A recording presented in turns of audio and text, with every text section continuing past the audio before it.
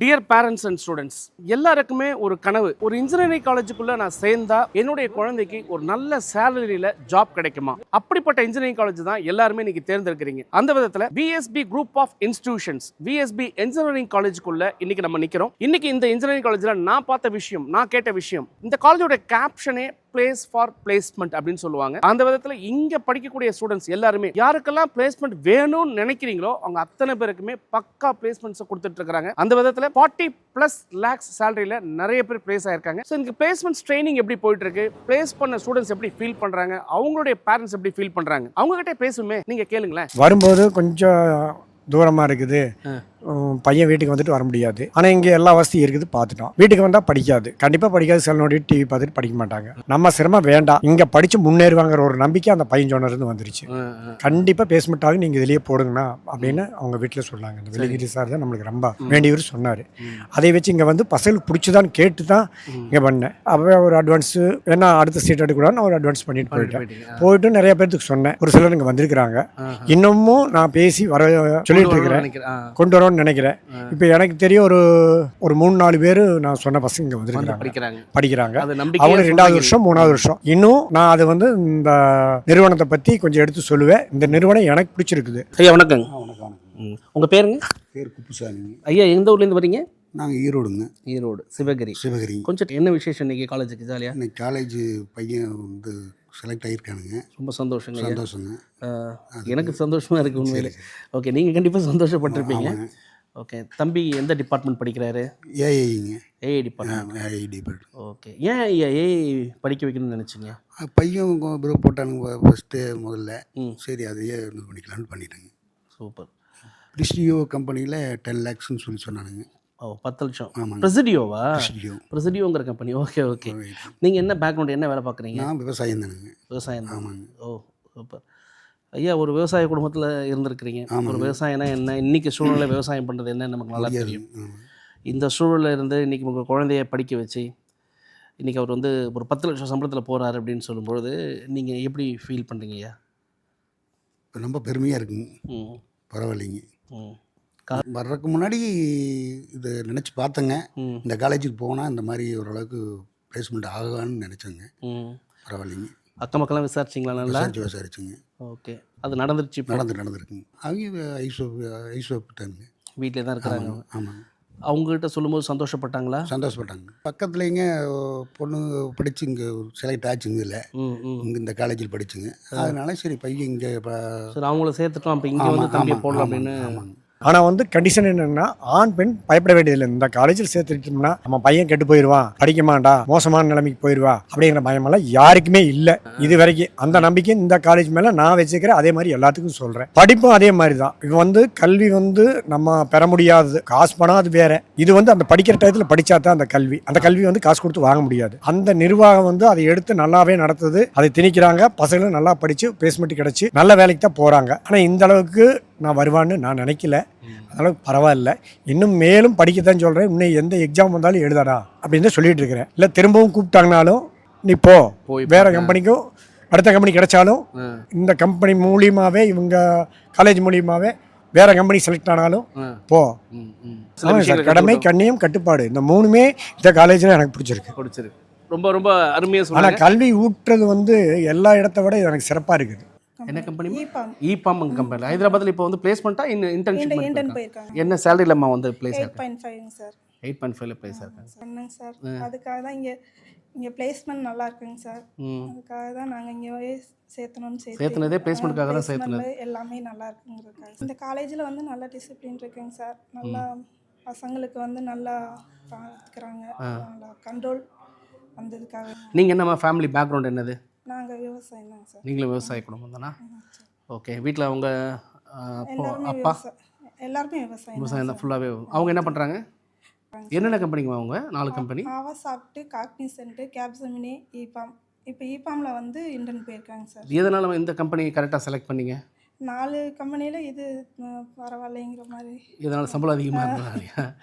நல்லா இருக்குங்க கம்பெனி, நல்லா இருக்குன்னு சொல்லிட்டு அதுக்கு போயிருக்காங்க சார். ஓகே.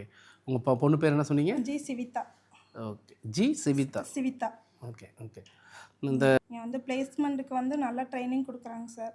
தேர்ட் இயர்லேருந்தே நல்லா ட்ரைனிங் கொடுத்து வர்றாங்க.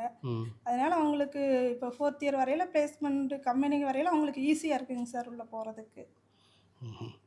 நாங்கள் என்ன மனநிலை சேர்த்தணுமோ அதே இது எங்களுக்கு கிடைச்சிருச்சுங்க சார். ஓகே, சந்தோஷமாக இருக்கீங்க. சந்தோஷமாக சார். இப்போ ஒரு விவசாயத்தில் எடுக்கக்கூடிய அந்த ஒரு மாத வருமானம் இல்லை வந்து வருஷ வருமானத்தை விட இப்போ உங்கள் பொண்ணோட வருமானம் எப்படி இருக்குன்னு அது ரெண்டையும் கம்பேர் பண்ணி பார்க்குறீங்களா நீங்கள் ஏதாவது?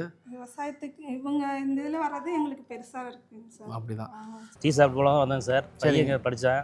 சரிங்க சார். கம்ப்யூட்டர் சயின்ஸ் படிச்சுட்டு இருந்தேன் சார். காலேஜ் எப்படிங்க இருக்குது? எப்படி ஃபீல் பண்ணுறீங்க நீங்கள்? காலேஜ் நல்லா இருக்குங்க சார். நாங்கள் பக்கத்து ஊர் தான் சார். நான் பார்த்துக்கிட்டே தான் இருக்கிறேங்க சார் காலேஜை ஆரம்பித்ததுலேருந்து. ஓஹோ, நீங்கள் எந்த ஊருங்க? எங்கள் ஊர் பக்கத்துலங்க சார். ஒரு 6 கிலோமீட்டர் இருக்குங்க சார் ஊர். ஊர் பேருங்கய்யா? வேலாயுதம்பாளையம் சார். வேலாயுதம்பாளையம். தம்பி இல்லைங்க சார், முதல்லேருந்தே பார்த்துக்கிட்டே இருக்கிறேங்க சார். நல்லா இருக்குது படிப்பு, சொல்லித்தரது, ஒழுக்கம், அதே மாதிரி வேலை வாய்ப்பு எல்லாமே நல்லா இருக்கிறதுனால தான் சார். இப்போ பையன் பிளேஸ் ஆகிட்டாருங்களா? பிளேஸ் ஆகிட்டாருங்க சார். வேலைக்கு போயிட்டாரா? ஆமாம் சார். ஜிபாமில் இருக்காங்க சார். ஜிபாம் என்ன கம்பெனிங்க? ஜிபாம் சார். ஜிபாம்ங்கிற ஒரு கம்பெனிங்களா? ஓகே. எவ்வளோ சம்பளத்துக்கு போயிருக்காருங்க? 8 சில்லறைங்க சார். 8:40 சொன்னாங்க சார். ஓகே. நீங்கள் என்ன பண்ணுறீங்க? உங்கள் குடும்பம் விவசாயம் விவசாயம் தானே? இங்கே நிறைய பேர் எல்லாம் விவசாய குடும்பம் தான் வந்து இருக்காங்க. ஆடு மேய்க்கிறது இந்த மாதிரி நல்லா வறட்சி தானே சார் இந்த ஏரியா. இந்த சுற்றி இருக்கிறவங்க அப்படி தான். அப்படிதான். அதாவது இங்கே என்னென்னா இப்போ நிறைய இப்போ டவுன்லலாம் பார்க்குறோம், சும்மா வந்து நிறைய அந்த 185 கட் ஆஃப் 190 கட் ஆஃப்ல எல்லாம் கூப்பிட்டு வந்து போட்டு படிக்கிறவங்கள படிக்க வைக்கிறதுலாம் வந்து சாதாரண விஷயம். இந்த மாதிரி கிராமப்புறத்தில் இருக்கிறவங்க படிக்க வச்சு அவங்க வேலை வாங்கி கொடுக்குறதுங்கிறது வந்து எல்லாம் எதிர்பார்க்காத நம்ம தான் சார். நல்லா இருக்குது. ஆமாம். அப்படின்னா நீங்கள் என்ன நினைக்கிறீங்க? பொண்ணுங்களை சேர்த்துறதுக்கு வந்து விஎஸ்பியில் சேர்த்துறதுனா நம்ம வந்து பயம் இல்லாமல் சேர்த்தலாங்க சார். இங்கே சேஃப்டி நல்லா இருக்குது. என்னோட பொண்ணு எப்படி சேர்த்தணுமோ அதே மாதிரி நல்ல முறையாக வந்துட்டாங்க. கண்டிப்பாக வந்து கண்டிப்பாக பசங்களை சேர்த்துறதுக்கு பொண்ணுங்களாக இருந்தாலும் பசங்களாக இருந்தாலும் இங்கே சேஃப்டி வந்து நல்லா இருக்குங்க சார். இதை நீங்கள் ஃபீல் பண்ணியிருக்கீங்க? ஃபீல் பண்ணியிருக்கேங்க சார். ரொம்ப ரொம்ப சந்தோஷம்மா. டிசிப்ளின்டாகவும் இருக்காங்க, சேஃப்டியாகவும் இருக்காங்க. ஓகே. இந்த காலேஜுக்கு வந்து 10 மார்க்குக்கு நீங்கள் எவ்வளோ மார்க் கொடுப்பீங்க? 10க்கு 10 கொடுத்துருவேங்க சார். ரொம்ப நிஜமாவே ஃபீல் பண்ணிடுறாங்க சார். அம்மா சத்தியமாக சொல்கிறீங்க? சரி, ரொம்ப சந்தோஷங்க. அந்த அளவுக்கு ஃபீல் பண்ணியிருக்கீங்க. ஸோ இது வந்து ஒரு பேரண்ட்டோடைய ஒரு ஃபீலுங்க. 10க்கு 10 கொடுத்துருவேன், என் குழந்தைய கொண்டு வந்து நான் சேர்த்துனேன், எனக்கு சேஃப்டி ரொம்ப நல்லா இருந்துச்சு, அதை தாண்டி என் பொண்ணு இன்னைக்கு வந்து நல்ல ஒரு பிளேஸ்மெண்ட்டுக்கு போயிட்டாங்க, 4 ஆஃபர் வச்சுருக்காங்க அப்படின்னு சொல்கிறாங்க. அதில் ஹையஸ்ட் ஆஃபர் அவங்க செலக்ட் பண்ணியிருக்காங்க. ஸோ ஒரு விவசாய குடும்பமாக இருந்தாலும் ரொம்ப அவங்க ஹாப்பியாக எவ்வளோ ப்ரௌடாக அவங்க பேசுகிறாங்க அப்படிங்கும்போது அவங்களுடைய ஃபீல் அப்படிங்கிறத என்னால் புரிஞ்சிக்க முடியுது. ஸோ கண்டிப்பாக இங்கே வர ஸ்டூடெண்ட்ஸ் நீங்கள் வந்து பிளேஸ்மெண்ட் மட்டும் இல்லைங்க, சேஃப்டியும் 200% என்ஷூர் பண்ணலாம் அப்படிங்கிறத ஒரு பேரண்ட் மூலியமாக நம்ம தெரிஞ்சுக்கிறோம். ஸோ பார்க்கலாம் அடுத்த செக்டரில் என்ன இருக்குது அப்படிங்கிறத பார்க்கலாம். சார் இந்த மாதிரி செலக்ட் ஆனது சொன்னதே ரொம்ப சந்தோஷம் ஆயிடுச்சு. சரி, அதே மாதிரி ஒரு பெரிய இதானு சார். எப்படி ஒரே கம்பெனி தானே? இன்னும் வேறு என்ன சிடிசன் இருக்குது சார். இப்போ அந்த ஜெமினி ஒன்று சார், இன்னும் 3 இருக்குது. 3 கம்பெனிக்கு ஆஃபர் வாங்கியிருக்கிறாரு. ஓகே. என்ன எந்த ஸ்கூலில் படித்தார் தம்பி?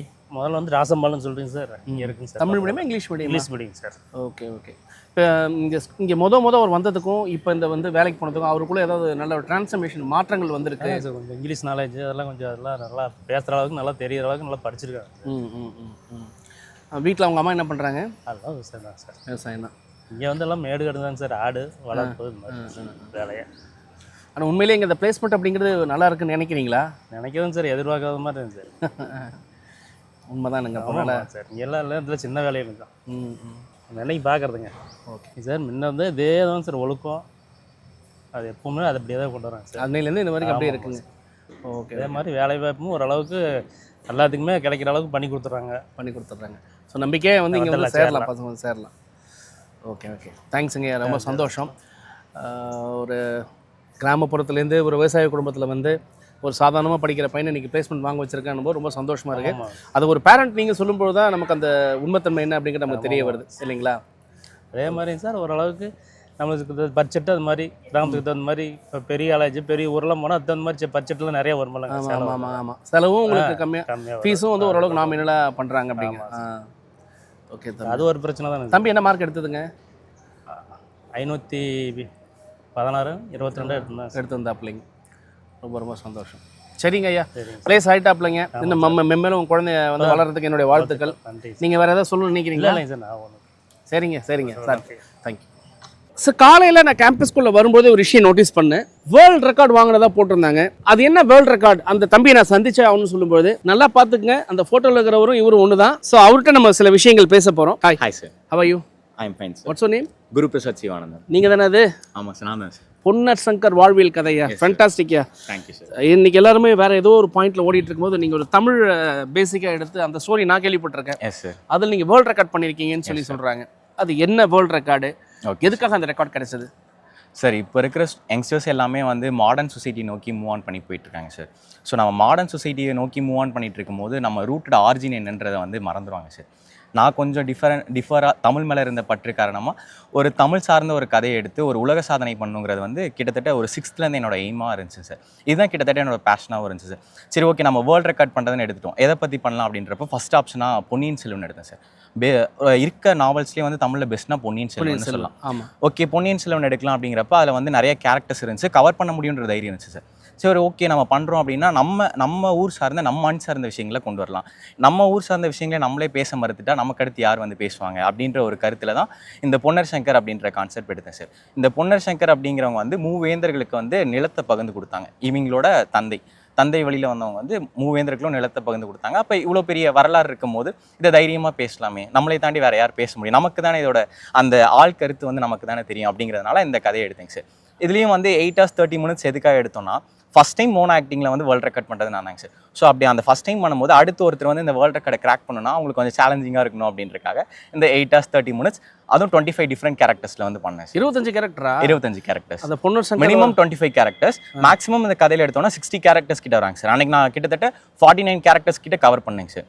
அவங்க வந்து மினிமமா எத்தனை கேரக்டர் வந்து கவர் பண்ணுவீங்க அப்படின்னு சொல்லி கேட்டதுனால 25 அப்படின்னு சொல்லி வாய்ஸ் கொடுத்து மாடுலேஷன் கொடுத்து ஒவ்வொரு கேரக்டருக்கும் ஒவ்வொரு டிஃப்ரெண்ட் மாடுலேஷன் இருக்குங்க சார். Super super. தேங்க்யூ. ஏன்னா எனக்கு என்ன சந்தோஷம், உங்களுக்கு எனக்கு என்ன கனெக்ட் ஆகுதுன்னா, நானும் ஸ்கூல் படிக்கும் போதெல்லாம் இந்த தமிழ் தனி நடிப்பு அப்படின்னு ஒரு ப்ரோக்ராம் நடத்துவாங்க. அதில் நாமளுமே ஜாயின் பண்ணி அப்போ பேசியிருக்கிறேன். சூதர் மனைகளிலே அன்னை தொண்டு மகளிர் உண்டு, சூதிர் பணயம் ஒன்று அவங்க தொண்டச்சி போவதில் ஏது கருதி வைத்த அன்னை யாரை பணயம் வைத்தாய் அப்படின்லாம் ஒரு டைலாக் வந்து நம்ம பாஞ்சாலி சபலத்தில் வரும். ஆமாம் ஸோ அந்த மாதிரி நீங்கள் ஏதாவது டைலாக் பேசியிருப்பீங்க இல்லையா சார்? டைலாக் சொல்லுங்களேன் சார்.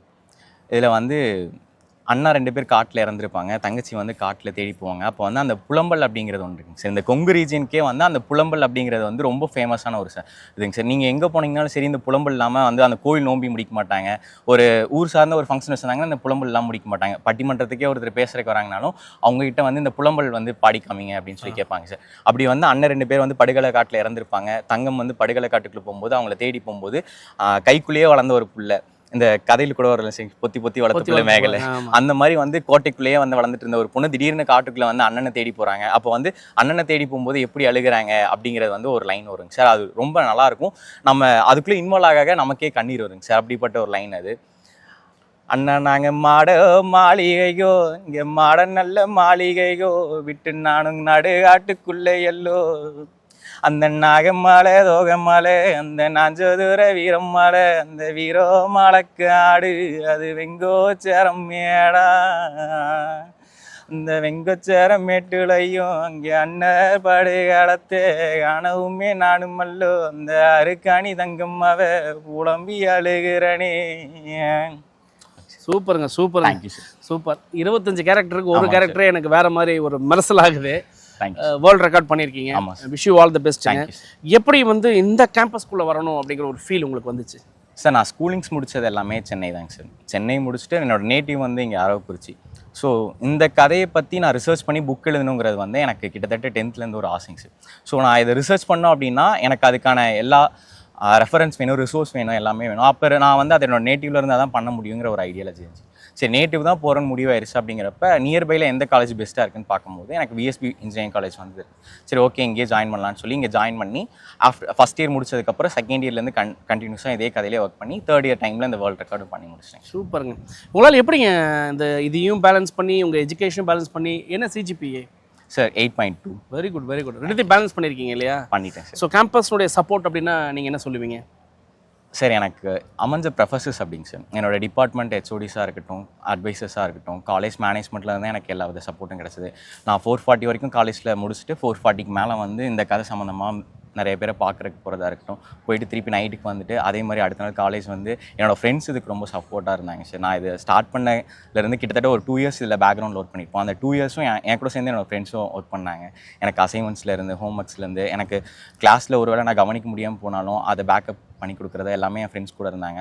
இது வந்து ஃப்ரண்ட்டில் வந்து நான் மட்டும்தான் தெரியுறேன், வேர்ல்ட் ரெக்கார்ட் முடிச்சது நான் மட்டும்தான் அப்படின்ட்டு இருந்தாலும் இதுக்கு பின்னாடி என்னோட ஃப்ரெண்ட்ஸ் இருந்தாங்க. அவங்க 4 பேர் இல்லைனா இந்த விஷயத்தை முடிச்சிருக்க முடியுமா அப்படிங்கிறது எனக்கு தெரியல சார். ஸோ இப்போ எல்லாருமே பார்ப்பாங்க கண்டிப்பாக. உங்கள் இதுக்கு பின்னாடி இருக்கிற எல்லாருக்கும் நம்ம இது மூலிமா தேங்க்ஸ் சொல்லிடலாம். எனக்கு இதில் விஷயம் சப்மிட் பண்ணுறது என்ன அப்படின்னா, இன்ஜினியரிங் காலேஜில் ஸ்டூடெண்ட்ஸ் எப்பவுமே இன்ஜினியரிங் படிப்பாங்க, டெக்னாலஜி படிப்பாங்க, பிளேஸ் ஆயிடுவாங்க அப்படிங்கிறத தாண்டி இன்றைக்கி ஒரு பிஎஸ்பி இன்ஜினியரிங் காலேஜில் படிக்கக்கூடிய ஒரு ஸ்டூடெண்ட் இன்றைக்கி வேர்ல்டு ரெக்கார்டு, அதுவும் நம்மளுடைய அவர் ஸ்டார்ட் பாயிண்ட் சொல்லும் போதே பாருங்கள், தமிழ் நம்ம பேசாமல் விட்டுட்டா, நம்மளுடைய பாரம்பரியம் நம்ம பேசாமல் விட்டுட்டா யார் பேசுறது அப்படின்னு ஒரு கேள்வி கேட்டாங்க. அந்த விதத்தில் இன்றைக்கி ஒரு தமிழ் பாரம்பரியத்துக்கான உரிய ஒரு பொன்னர் சங்கர் வாழ்வியல் கதையை அழகாக இன்றைக்கி கொடுத்து அதில் ஒரு கேரக்டர் 25 கேரக்டர் 8 மணி நேரம் 8.5 மணி நேரம் ஒரு மோன் ஆக்டிங்கில் வந்து டிஃப்ரெண்ட் கேரக்டரை பண்ணி இன்றைக்கி உலக சாதனை பண்ணியிருக்காங்கன்னு சொன்னால், ஸோ இந்த மாதிரி உலக சாதனை படைக்கக்கூடிய ஸ்டூடெண்ட்ஸும் இந்த கல்லூரியில் இருக்காங்க. அந்த கல்லூரி எல்லாத்துக்கும் சப்போர்ட் பண்ணுதுங்கிறது ஒரு எக்ஸாம்பிளாக தான் இதை உங்களுக்கு நான் சப்மிட் பண்ணுறேன். அடுத்த செக்டாரில் என்ன இருக்குது, இன்னும் நிறைய சால்ஜி ஸ்டூடெண்ட்ஸ் என்ன பேசுகிறாங்க பார்க்கலாம். ஃபைனலாக ஒரு எண்டு நோட்டு போடணும்னு யோசித்தோம். என்ன சொல்லலாம் அப்படின்னா என்ன சொல்லலாங்க? வாழ்க தமிழ் வெல்க தமிழ் சொல்லிடலாமா? Okay sir. வாழ்க தமிழ் வெல்க தமிழ்.